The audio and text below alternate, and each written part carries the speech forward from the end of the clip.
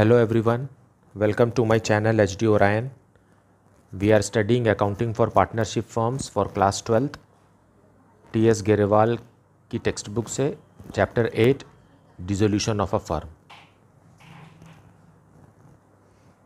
और अभी हम पढ़ेंगे preparation of realisation account. Let us see the question from the text book. Question number 18, Ramesh and Umesh were partners in a firm sharing profits in the ratio of their capitals. उनका profit sharing ratio capital ratio है, मतलब उमेश और 7:3 क्या होगा 7:3। यहाँ पर देखिए 7 लाख इस टू 3 लाख, तो उनका प्रॉफिट शेयरिंग रेशियो 7:3 है। On 31 March 2013 there balance sheet was as follows. अब बैलेंस शीट में लाइबिलिटीज़ की तरफ दिया हुआ है creditors, workman compensation reserve, general reserve, Ramesh current account, capital accounts of Ramesh and Umesh. और एसेट्स की तरफ दिया है bank, debtor, stock, furniture, machinery and Umesh current account. इसके अलावा और भी कुछ इंफॉर्मेशन है।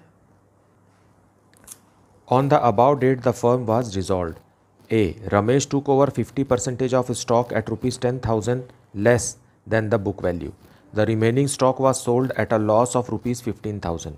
Debtors were realised at a discount of 5%। अच्छा, बी में लिखा है furniture was taken over by Umesh for ₹50,000 and machinery was sold for ₹4,50,000। Creditors were paid in full. And point D में है there was an unrecorded bill of repairs for ₹1,60,000 which was settled at ₹1,40,000। Prepare realisation account. Now अभी तक हमने realisation account के journal entries देखे पिछले videos में, और अब हम सिर्फ लेजर बनाएंगे। तो ये सारे पॉइंट्स को एग्जीक्यूट करने से पहले हमको एसेट्स और लाइबिलिटीज़ को रियलाइजेशन अकाउंट में ट्रांसफ़र करना होगा। तो देखते हैं कि बैलेंस शीट से कौन से आइटम्स ट्रांसफ़र होंगे और कौन से आइटम्स ट्रांसफ़र नहीं होंगे। सो रियलाइजेशन अकाउंट में मेन रहता है ये balance sheet. Now this balance sheet is to be closed. हमको पता है कि सारे एसेट्स क्या होते हैं, डेबिट बैलेंस होते हैं। क्या होते हैं? Debit balance. और सारे लायबिलिटीज़ जो होते हैं वो क्रेडिट बैलेंस होते हैं, क्रेडिट बैलेंसेस होते हैं। अब इसमें से बहुत सारी चीज़ें ऐसी हैं जिसे हम ट्रांसफ़र नहीं करेंगे रियलाइजेशन अकाउंट में, जैसे कि बैंक क्योंकि वो खुद पैसा है, मनी है, लिक्विड है, तो उसे ट्रांसफ़र नहीं करेंगे। और उमेश का करंट अकाउंट को भी ट्रांसफ़र नहीं करेंगे। क्यों? क्योंकि ये पार्टनर को बिलोंग करता है। तो जो कुछ भी पार्टनर्स का है उसे ट्रांसफ़र नहीं करेंगे, और जो कुछ भी लिक्विड है, ऑलरेडी लिक्विड है, तो उसे भी ट्रांसफ़र नहीं करेंगे। तो बाकी के जितने भी चीज़ें दिख रही हैं, डेटर्स, स्टॉक, फर्नीचर, मशीन, ये ट्रांसफ़र होगा रियलाइजेशन अकाउंट में। उसी तरीके से लायबिलिटीज़ में उमेश का करंट अकाउंट को ट्रांसफ़र नहीं करेंगे और कैपिटल अकाउंट को भी ट्रांसफ़र नहीं करेंगे। लेकिन रिज़र्व भी तो उसी का है, पार्टनर्स का है, तो इसको भी ट्रांसफ़र नहीं करेंगे। और वर्कमैन कंपनसेशन रिज़र्व में कोई क्लेम नहीं है, क्योंकि हमने जो एडजस्टमेंट देखा लिखा हुआ, उसमें कहीं भी नहीं लिखा हुआ है कि वर्कमैन कंपनसेशन रिज़र्व में कोई क्लेम है। तो अगर कोई क्लेम नहीं है तो उसको भी हम यहाँ ट्रांसफ़र नहीं करेंगे। तो ये सारी चीज़ें कहाँ ट्रांसफ़र होंगी? ये पूरी की पूरी चीज़ें पार्टनर्स को बिलोंग करती हैं, इसलिए ये पार्टनर के कैपिटल अकाउंट में जाएगी। बैंक अकाउंट, बैंक बैलेंस जो है वो बैंक अकाउंट में चला जाएगा, और उमेश करंट अकाउंट भी पार्टनर के कैपिटल अकाउंट में जा कर के क्लोज हो जाएगा।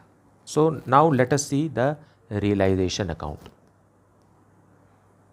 Now solution 18, realization account in the books of a firm। सारे एसेट्स को डेबिट के साइड ट्रांसफ़र करेंगे, क्योंकि एसेट्स डेबिट बैलेंस होते हैं इसलिए उनको क्रेडिट किया जाएगा। तो उसको कहाँ लिखेंगे? डेबिट साइड लिखेंगे।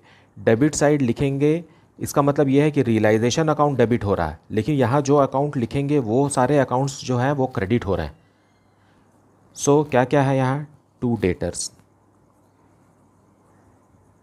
डेटर्स, जो बुक वैल्यू है वही लिखेंगे, जो बैलेंस शीट में दिया हुआ है उसे ही लिखना है। 2 stock 1,30,000, then 2 furniture ₹2 lakh, book value में ही ट्रांसफ़र करना है। 2 मशीन 9,30,000। ये सारे एसेट्स जो है वो रियलाइजेशन अकाउंट के डेबिट में आकर के क्लोज हो गए, क्योंकि ये डेबिट बैलेंसेस थे। अब सारे एसेट्स का ग्रैंड टोटल बना करके यहाँ नहीं लिखना, सारे एसेट्स को नाम बनाम हमको क्लोज करना है। ये क्लोज हो गए।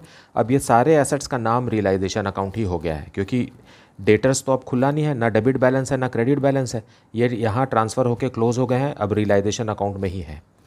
उसी तरीके से लाइबिलिटीज़, जो आउटसाइड लाइबिलिटीज़ है, creditors, book value of creditors is 1,70,000 और कुछ भी नहीं है जो लाइबिलिटीज़ से यहाँ ट्रांसफ़र होगा। Workman compensation reserve, general reserve, current account, capital account, ये सब पार्टनर के कैपिटल अकाउंट में जाएगा, क्योंकि वो सिर्फ पार्टनर्स को बिलोंग करता है। अब एडजस्टमेंट्स देखते हैं, एडजस्टमेंट्स में क्या लिखा है।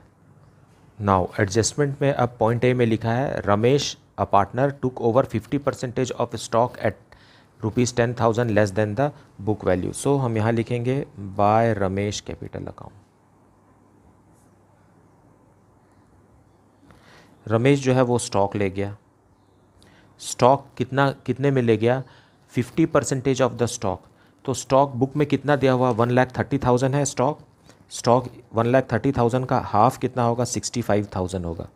65,000 लेस डिस्काउंट 10,000। सो ये कितने में ले गया? 55,000 रुपीज़ में ले गया। Then remaining stock was sold at a loss of ₹15,000। बाकी का जो स्टॉक था उसे बेचा गया और 15,000 लॉस में बेचा गया। सो जब स्टॉक बाज़ार में बिक रहा है तो उसको लिखेंगे बाय बैंक स्टॉक। अब ये स्टॉक कितने में बिका? बचा 65,000 का, उसमें 15,000 लेस करके ये कितने में बिक गया हमारे पास? 50,000 रुपीज़ में बिक गया। इसे मैं अंदर ही लिख रहा हूँ क्योंकि और भी बहुत सारी चीज़ें बिकने वाली। नाउ सेकेंड पॉइंट में लिखा हुआ है, furniture was taken over by partner Umesh at ₹50,000 and machine was sold for ₹4,50,000। So पहले मशीन को बेच देते हैं। ये बैंक अकाउंट के अंदर ही 2 पॉइंट लिखा गया है, 4,50,000 मशीन भी बिक गया और फर्नीचर को उमेश ले गया। सो उमेश के कैपिटल अकाउंट में ट्रांसफ़र करेंगे। देखिए सारे एसेट्स इधर हैं, लेकिन एसेट्स को रियलाइज़ हम क्रेडिट साइड से करेंगे। तो अगर पार्टनर ले जाता है तो पार्टनर के कैपिटल अकाउंट में ट्रांसफ़र करेंगे, और अगर बैंक से चला जाता है तो बाई बैंक बोल करके लिस्ट बनाएंगे कि कितने कितने में बिका। अब उमेश जो है वो फर्नीचर ले गया, तो उमेश के कैपिटल अकाउंट में हम फर्नीचर को ट्रांसफ़र कर देते हैं बाय उमेश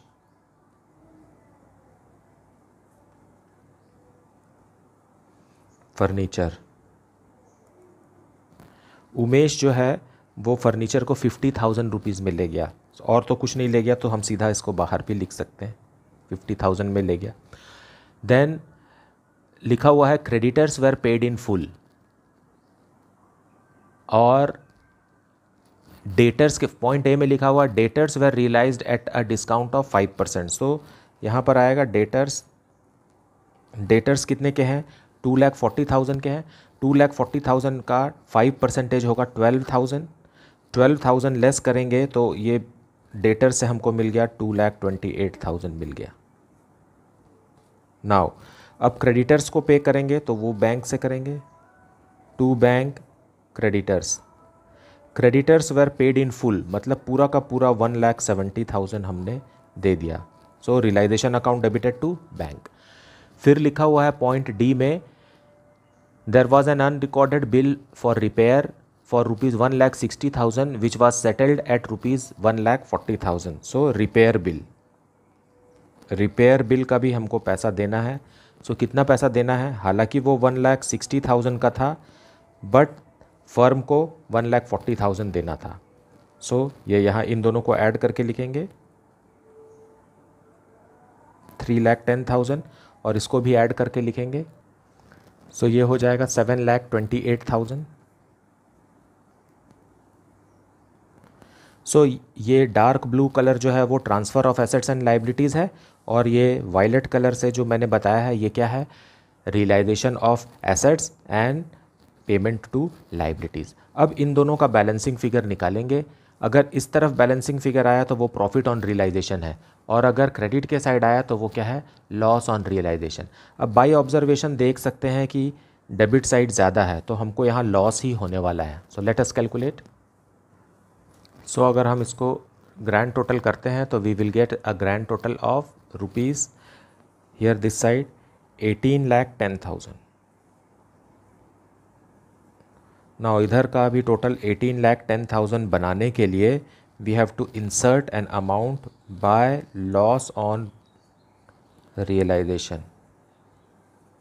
यही हमारा बैलेंसिंग फिगर है, और ये बैलेंसिंग फिगर रमेश और उमेश को जाएगा।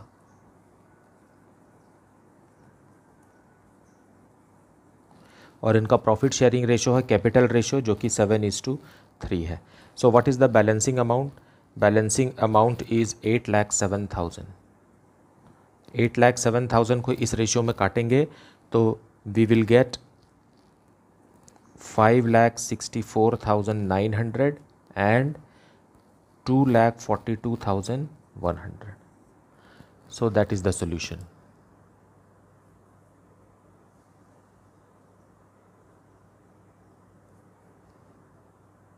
Now let us move on to next question. So question number 19, Pradeep and Rajesh were partners in a firm sharing profits and losses in the ratio of 3:2. They decided to dissolve their partnership from 31st March 2018. Pradeep was deputed to realize the assets and to pay off the liabilities. अब realising officer कौन है? प्रदीप है, क्योंकि प्रदीप को firm के बारे में पूरी जानकारी है, इसलिए प्रदीप को ही अपॉइंट किया गया है। And he was paid ₹1,000 as commission for his services. और रियलाइजेशन वर्क जो कुछ भी करेगा प्रदीप, उसके लिए ₹1,000 उसके कमीशन दिया जाएगा। The financial position of the firm on 31st March 2018 was as follows. तो इस चैप्टर में हमें बैलेंस शीट ही चाहिए रहता है, बिना बैलेंस शीट के क्वेश्चंस मिलना मुश्किल है। तो पहले हमको तो यही है बैलेंस शीट जिसको हमें क्लोज करना है। नाउ बैलेंस शीट में क्या क्या लिखा हुआ है? लाइबिलिटीज़ की तरफ है creditors, Mrs Pradeep's loan, Rajesh loan and investment fluctuation fund और कैपिटल। और दूसरा है एसेट्स के तरफ है building, investment, debtor, less provision, bill receivable, bank, profit and loss and goodwill. Now इससे पहले कि हम बाकी के इन्फॉर्मेशन पढ़ें, इसी को पहले देख लेते हैं कि रियलाइजेशन अकाउंट में क्या क्या ट्रांसफ़र होगा और क्या ट्रांसफ़र नहीं होगा। तो लाइबिलिटी साइड क्या क्या ट्रांसफ़र होगा? क्रेडिटर्स ट्रांसफ़र होगा, मिसेस प्रदीप का लोन ट्रांसफ़र होगा, क्योंकि ये भी थर्ड पार्टी है, आउटसाइडर है। पार्टनर प्रदीप है लेकिन मिसेस प्रदीप तो फर्म से बाहर का व्यक्ति है। राजेश का लोन ट्रांसफ़र नहीं होगा। इन्वेस्टमेंट फ्लक्चुएशन फंड ट्रांसफ़र होगा, क्योंकि ये एसेट से रिलेटेड है। एसेट से रिलेटेड किसी भी तरीके का फंड हो या प्रोविज़न हो, वो दोनों ट्रांसफ़र होता है, और ये कैपिटल्स नहीं होंगे। उसी तरीके से एसेट्स में बिल्डिंग, इन्वेस्टमेंट, डेटर और ये प्रोविज़न भी, डेटर को डेबिट में ट्रांसफ़र करेंगे और प्रोविज़न फॉर डाउटफुल डेट्स को क्रेडिट में। बिल्स रिसीवेबल, बैंक और प्रॉफिट एंड लॉस नहीं होगा, और गुडविल होगा। तो जिसमें मैंने टिक लगाया है सिर्फ यही ट्रांसफ़र होंगे, सारे एसेट्स डेबिट में और सारी लाइबिलिटीज़ जो है वो क्रेडिट में। अब आगे का इन्फॉर्मेशन में क्या लिखा हुआ है? Following terms and conditions were agreed upon. Pradeep agreed to pay off his wife's loan. तो मिसेस प्रदीप का लोन प्रदीप ले जाएगा। Half of the debtors realise 12,000। Debtors हमारे पास 34,000 है, उसका half. And remaining debtors were used to pay off 25% of the creditors. So debtors और creditors को आपस में एडजस्ट कर देंगे, लेकिन क्रेडिटर का सिर्फ 25% ही एडजस्ट होगा हाफ डेटर से। Investment sold to Rajesh for ₹27,000। Building realised ₹1,52,000। Remaining creditors were to be paid after 2 months. They were paid immediately at 10% per annum discount. Now 25% creditor को तो हम डेटर्स दे दिए, आधा डेटर्स दे दिए। अब बाकी का 75% क्रेडिटर कितना होगा? बाकी का 75% क्रेडिटर होगा 60,000। इस 60,000 पे हमको 5% क्या मिल रहा है? डिस्काउंट। नहीं, 10% क्या मिल रहा है? डिस्काउंट मिल रहा है, क्योंकि ये क्रेडिटर्स को हमको 2 महीने बाद पैसे चुकाने थे और हम आज ही पैसे चुका रहे हैं 2 महीने पहले, तो 10% पर एनम के हिसाब से 2 महीने का डिस्काउंट मिलेगा। Bill receivables were settled at a loss of ₹1400। अब बिल्स रिसीवेबल कहाँ है, इसमें 1400 नहीं देना पड़ेगा, नहीं मिलेगा हमें, फर्म को नहीं मिलेगा। Realisation expenses amounted to ₹2500। Prepare realisation account. So let us see. So solution 19, सबसे पहले we will transfer all the assets to the debit side and all the outside liabilities to the credit side. So to building, सब assets को अलग अलग transfer करना है, एक साथ ग्रैंड टोटल करके नहीं करना है। Investment 30,600 to debtors. डेटर्स जो इंटरनल कॉलम में अमाउंट दिया है वो लिखना है, प्रोविज़न माइनस करने के बाद जो अमाउंट आया है उसे नहीं लिखना है। Then to bills receivable,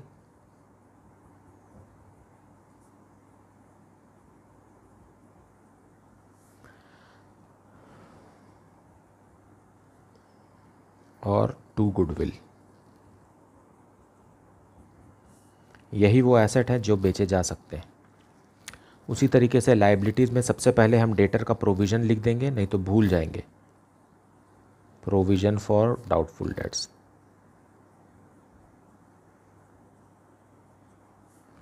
$4,000। Then creditors 80,000। Then investment fluctuation fund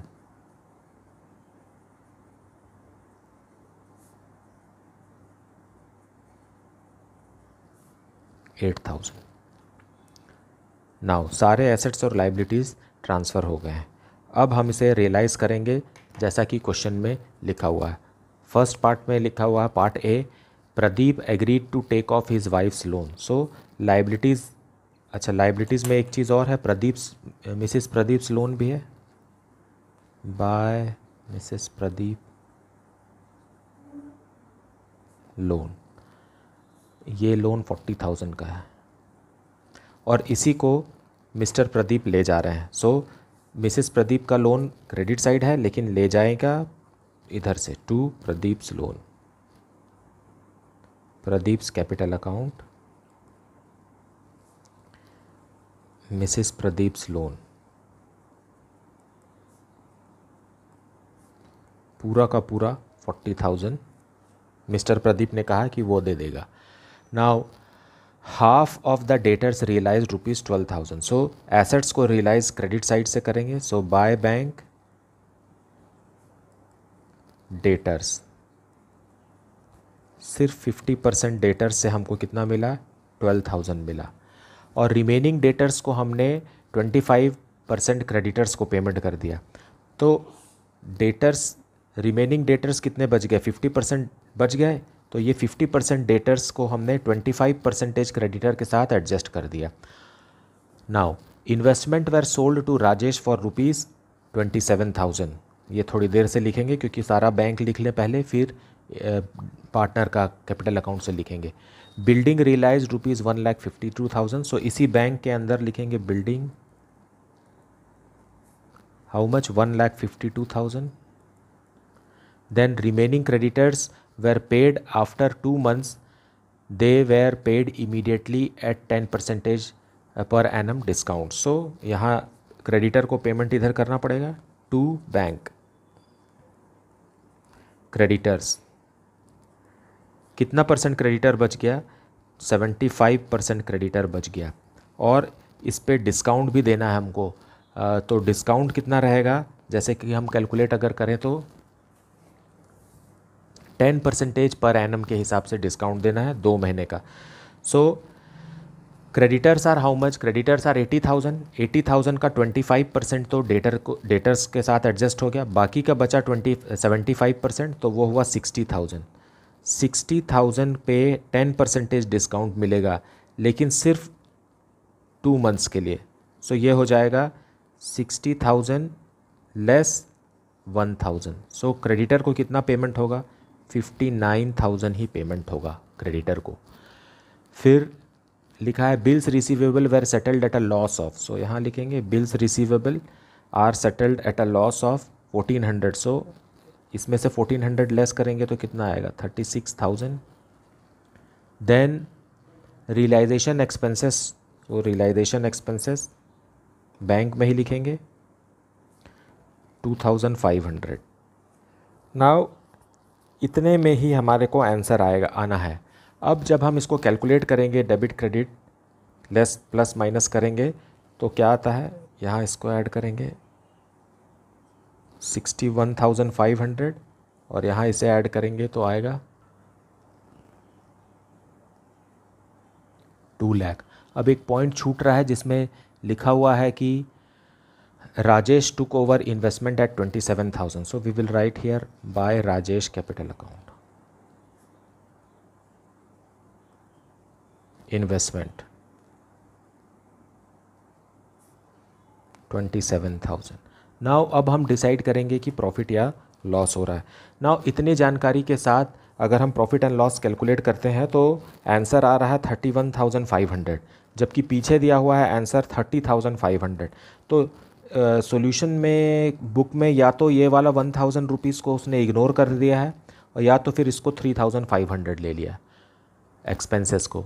so हमारा जो आंसर आ रहा है 31,500, हम उसी के साथ ही आगे जाएंगे। So let us calculate. So we will put grand total now. Grand total, let us put it here.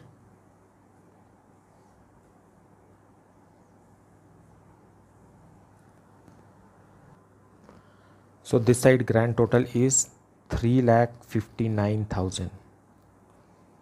To make it 3,59,000, we have to insert an amount that is 31,500, जो कि आंसर के साथ मैच नहीं कर रहा है। Answer में लिखा है 30,500 पर यह आंसर सही है। सो इसको लिखेंगे टू प्रॉफिट ऑन रियलाइजेशन,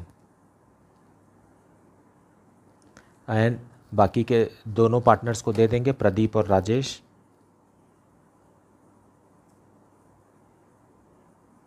इनका प्रॉफिट शेयरिंग रेशियो है 3:2। So if we break this, Rajesh will get 18,900 and Pradeep will get 18,900 and Rajesh will get 12,600। That is the solution. Let us see the next question. Question number 20. Ashish and Kanav were partners in a firm sharing profits and losses in the ratio of 3:2. On 31st March 2018, their balance sheet was as follows. Balance sheet दिया हुआ है, liabilities में दिया हुआ है trade creditors, employees provident fund, Mrs. Ashish loan, Kanav's loan, workman compensation fund, investment fluctuation reserve और capital। और assets में दिया है bank, stock, debtor, furniture, plant, investment and profit and loss. Now इसमें से पहले तो ये डिसाइड करना है कि कौन सा अकाउंट्स रियलाइजेशन अकाउंट में ट्रांसफ़र होगा और कौन सा नहीं। सो ट्रेड क्रेडिटर्स ट्रांसफ़र होगा, एम्प्लॉयज़ प्रोविडेंट फंड ट्रांसफ़र होगा, मिसिस आशीष लोन भी ट्रांसफ़र होगा क्योंकि ये आउटसाइडर है। मिस्टर आशीष जो है वो पार्टनर है लेकिन Mrs Ashish is an outsider. लेकिन कानव्स लोन ट्रांसफ़र नहीं होगा क्योंकि ये खुद पार्टनर है। Workman compensation fund, investment fluctuation reserve, now investment fluctuation reserve transfer होगा लेकिन ये ट्रांसफ़र नहीं होगा क्योंकि इसमें कोई भी क्लेम नहीं है। कैपिटल अकाउंट भी ट्रांसफ़र नहीं होगा। लेकिन फिर इधर एसेट्स के साइड बैंक ट्रांसफ़र नहीं होगा, स्टॉक होगा, डेटर होगा, फर्नीचर होगा, प्लांट होगा, इन्वेस्टमेंट होगा, लेकिन ये प्रॉफिट एंड लॉस है जो ट्रांसफ़र नहीं होगा। So let us see the other information. On the about date they decided to dissolve the firm. A, Ashish agreed to take over furniture at 38,000 and pay off Mrs Ashish loan. Debtors realise ₹18,500 and plant realise 10% more. Now point C, Kanav took over 40% of the stock at 20% less than the book value. Remaining stock was sold at a gain of 10%. Now point D, trade creditors took over investments in full settlement. And point E, Kanav agreed to take over the responsibility of completing dissolution at an agreed remuneration of rupees 12,000 and to bear realization expenses. Actual expenses of realization amounted to rupees 8,000. Now, the firm will record only rupees 12,000. This 8,000 will not be recorded. Prepare revaluation account. Now, solution 20. Let us transfer the assets and liabilities in realization account. So, to stock. Assets है, debit balance होता है, इसलिए ये debit में transfer होगा. To debtors 19,000, then to furniture 40,000, then to plant 2,10,000, and lastly to investments 32,000. Now ये तो हुए सारे assets. Profit and loss account transfer नहीं होगा. और लाइबिलिटीज़ के तरफ है trade creditors. So by trade creditors 42,000. Then by employees provident fund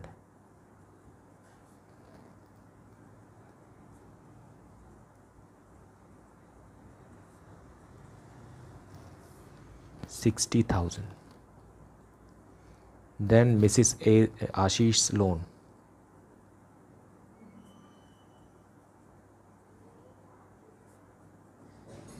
9,000 and investment fluctuation reserve.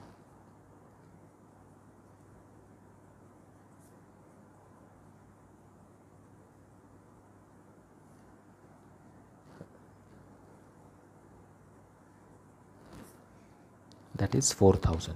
Now investment fluctuation reserve, क्योंकि ये इन्वेस्टमेंट से रिलेटेड है इसलिए इसे यहाँ ट्रांसफ़र करते हैं, हालांकि इसका पेमेंट किसी को नहीं होता. उसी तरीके से डेटर्स पर provision for bad and doubtful debts जो बनाते हैं उसका भी पेमेंट नहीं होता, but it is to be transferred in realisation account. It is related to the respective asset. Therefore now अब सारे एसेट्स और सारे लाइबिलिटीज़ ट्रांसफ़र हो गए हैं. अब कंडीशन क्या है? पॉइंट ए में लिखा है Ashish agreed to take over furniture and pay off Mrs Ashish loan. So furniture को आशीष ले जा रहा है. So we will write here by Ashish capital account furniture. He is taking furniture for rupees 38,000 and to Ashish capital account Mrs Ashish loan. Mrs Ashish loan 9,000. ये इस तरीके से liabilities को पेमेंट डेबिट साइड से होगा और एसेट्स को रियलाइज करेंगे हम क्रेडिट साइड से. So this is how it is. Then second point, debtors realise rupees 18,500 and plant realised 10% more. So we will write by bank. By bank. अब जितने भी चीज़ बैंक में आएगी उसको हम एक ही हेड के अंदर लिखेंगे बाय बैंक में. So debtors realised rupees 18,500 and plant की कीमत कितनी है? 2,10,000. इसमें 21,000 और जोड़ेंगे.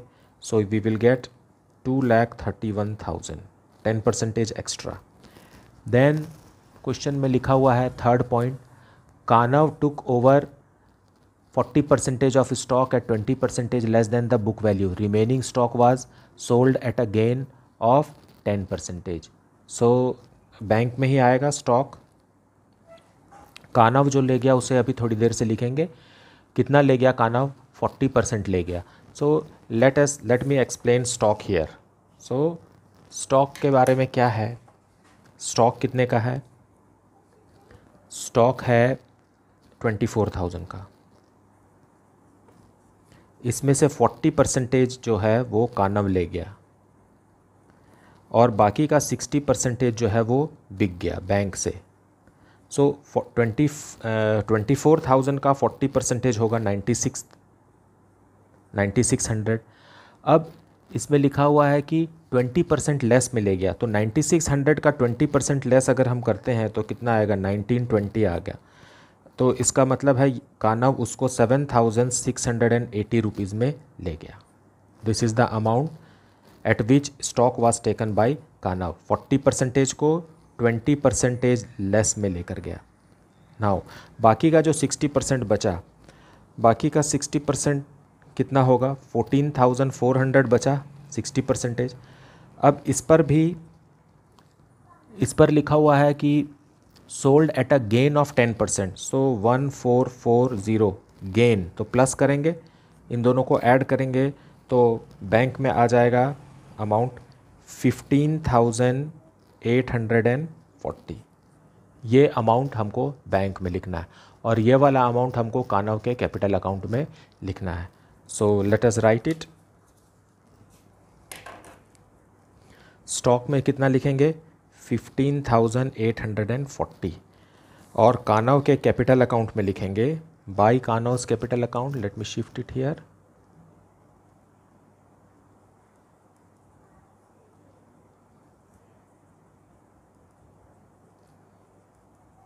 स्टॉक में कितना लिखेंगे, 7,680। नाउ क्वेश्चन में आगे कह रहा है trade creditors took over investments in full settlement. इसका मतलब ये है कि यहाँ ऊपर देखेंगे ट्रेड क्रेडिटर्स जो है वो इन्वेस्टमेंट्स को ले गए। ट्रेड क्रेडिटर्स और इन्वेस्टमेंट्स आपस में नलीफाई हो गए, इसकी कोई स्पेशल एंट्री करने की ज़रूरत नहीं है क्योंकि दोनों ही रियलाइजेशन अकाउंट में ट्रांसफर्ड हैं। Then next, Kanav agreed to take over the responsibility of completing dissolution at an agreed remuneration of 12,000. So we will write here to Kanav's capital account.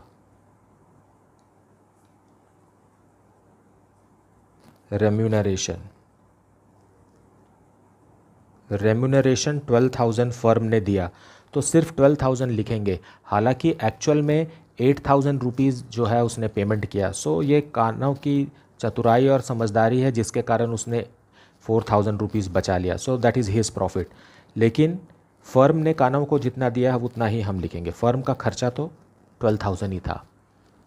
Now अब in this question employees provident fund के बारे में कुछ नहीं कहा गया है। इसका मतलब ये है कि एम्प्लॉयज़ प्रोविडेंट फंड को कंपलसरीली पेमेंट किया गया है।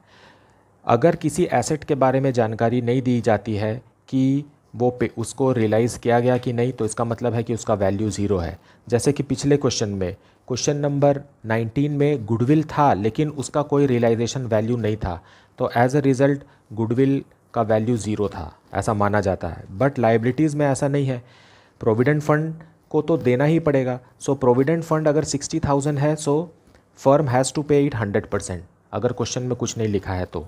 So we will pay it on the debit side to bank.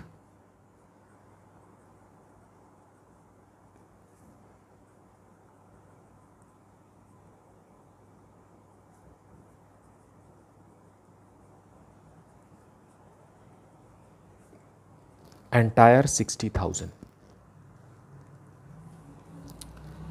Okay, now we will calculate profit or loss.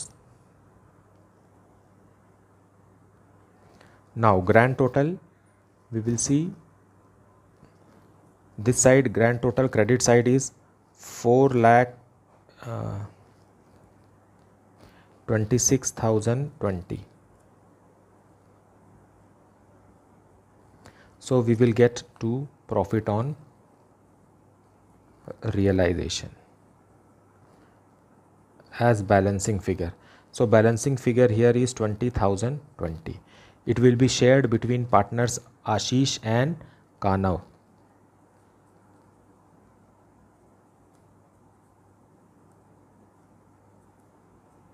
In the ratio 3:2. So if we break 20,020 in the ratio 3:2, we will get 12,012 and 8,008. That is the solution. I hope that you have understood the concept very well. And if you are still having any doubt, you can ask it in the comment section. And please like, subscribe and share my channel. Thank you so much for watching.